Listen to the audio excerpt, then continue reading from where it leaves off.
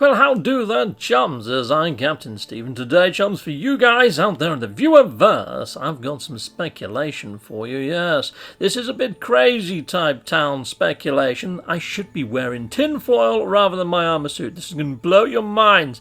Well, it might not. You might just sort of go, oh my god, Captain Steve, you've lost the frickin' plot. Anyway, let's hit up my speculation.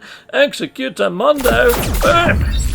Righto, so avid viewers of my channel may have spotted that some of my pulse fishing areas of space, rather than give nanites now, have started spawning in these hazard containment fields, which reward you with, if you want to say award, cursed type objects. And for whatever reason now, they're not hitting me up with a little message. But yeah, pretty strange goings on. Yeah, no messages coming in. Look at that, no, nothing at all. Before, they'd sort of warn you of something, but now look, I just get this little thing pop up, and it's a cursed type thing. So where is it in my inventory? There it is there. It's lovely drubbly, dripping tentacles, terrifying sample, and it's going to travel with me from galaxy to galaxy. Yeah, interesting sort of thing. At the moment, I don't believe they do anything. At the moment. Righto, I had this guy visit my base, and he says here that he came through a black hole. So here we go. Skate Belango asks if we hear the song that has led him here. They have travelled through a black hole and now share the words they heard beyond the horizon. We remain between the boundaries. They ask only for a bauble in return for their troubles. Interesting that they use the word horizon. There's a movie called Event Horizon where they go into the realm of chaos. Yeah, now that we got these things appearing inside of our Quicksilver base, which, yeah, the eggshell still whispers a faint song, as though connected to a distant chorus. Provides decorative landscaping, blah, blah, blah. But it's that top line of code there that sort of interlinks with exactly what that traveller was saying, that, well, the Korvax guy that came to my base.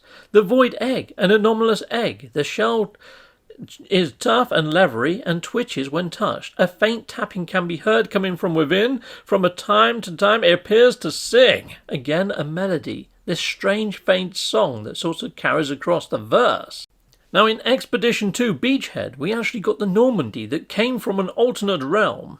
In this expedition, Expedition 3, we've been gifted with a biological horror egg, which looks quite odd, and it appears around abandoned buildings where we've got all this voidy type weird substance and goo appearing. So yeah, and we also got awarded a station override. So I'm wondering, is the station override perhaps linked to the void? Is the station override going to give us some sort of way of jumping the actual station from our normal space into some sort of fluidic space, or maybe even into the realm of chaos and the void?